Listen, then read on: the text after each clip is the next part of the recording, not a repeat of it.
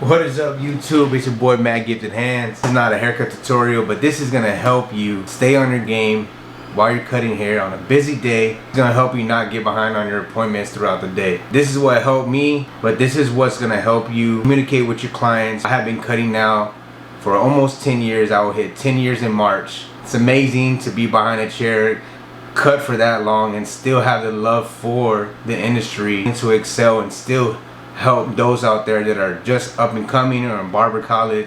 Let's just go ahead and get into the top 5 things that help me not get behind on my appointments. 1, be organized, right? Be organized with your station. Prepare for your clients. Give yourself time to clean up for the next client, and give yourself enough time to provide a good service and a great haircut. So what I mean by be organized, it could be a busy day, it could be a hectic day, but my station still looks like this. It still looks neat. I'm able to just, sometimes I don't even look and I grab a tool out of my station, and because I know where it's at, I put it back where it belongs. I put it back where I know it's gonna be the next time I need it. That helped me out a lot with making sure that I stay on point with my appointment. Prepare for your clients, meaning you have certain tools out because you know for a fact the next client coming in, you're gonna need them or certain products or whatever it is. Just prepare yourself. Give yourself time to clean up for the next client. Sometimes you do need the full time for the appointment, and it happens, but you can communicate with your client, let them know that, let me sweep up, it takes me up 30 seconds to a minute, let me just sweep up and then I'll get right to you.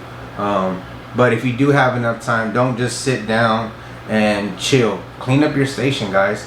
Get rid of the neck strips off the floor, get rid of razor that's in the razor holder from the previous client. Just prepare yourself, right? Be ready for the next client. And if barber board walks in and they see there's neck strips on the floor, that's a fine. I don't know if y'all know that, but that is a violation. So whether you're in a barber shop, it could be a violation towards the owner and the barber.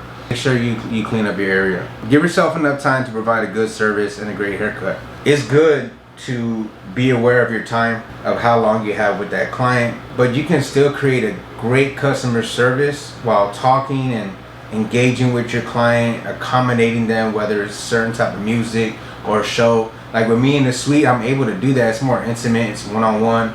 Every client's different, whether it's whatever type of music they listen to or a show or anything that I can relate with that client, I have it on, and we just have a good time. Number 2, start your first client on time. Set the tone. This right here, starting your client off on time, sets the tone for the whole day. And comment below if you know what I'm talking about, because if you show up late or your first client shows up late, it's gonna just mess up your whole day. It's gonna throw you off. You're gonna be behind until you get to that client where it doesn't take you the full time that you need for that service. We all have those clients, and it helps us catch up. But if you don't have that during your day and you get behind, it's gonna mess you up for the whole day. And right then and there, like, you're just gonna have to communicate with your clients what happened. Now, things happen, I understand. Your client can, be running late, have an accident.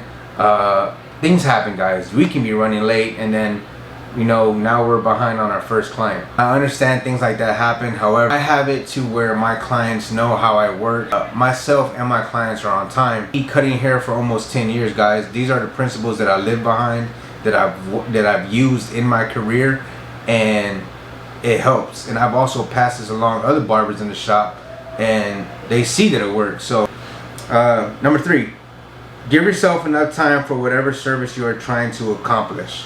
But now I have my services at haircuts 45 minutes, haircut and beard an hour.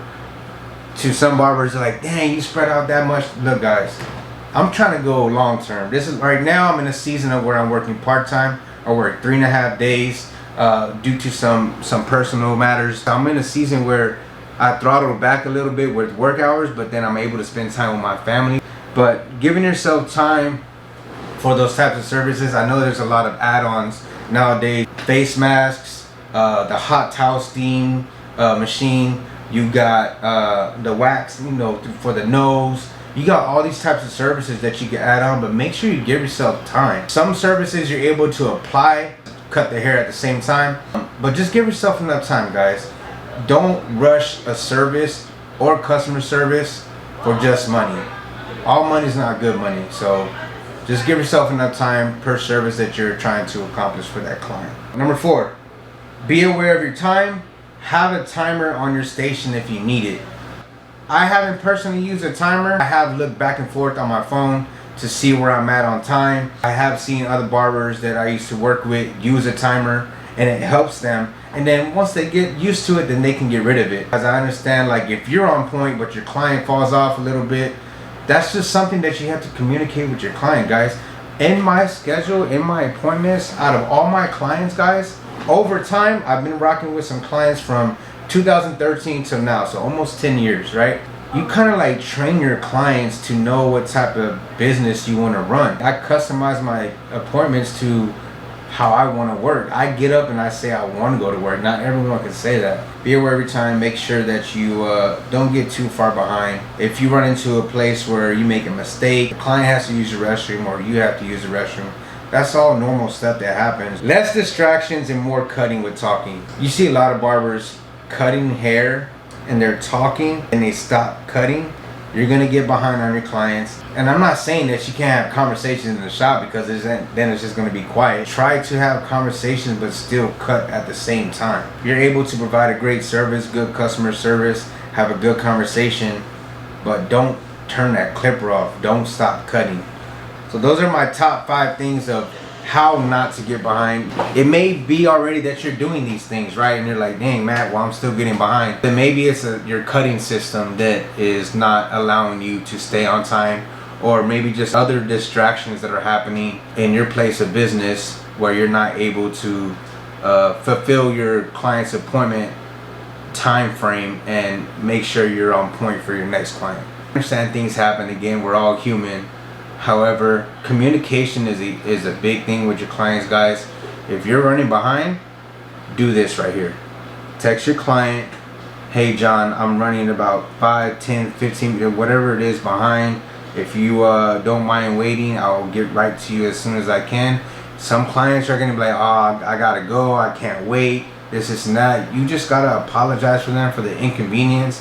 If you want to explain to them what happened, you can. If they're just going to be upset about it and just leave, then you may lose that client. Text that client later on, because it's someone that you've been rocking with for a while. Then, you know, send out that message later on in the night. Hey John, I really want to apologize.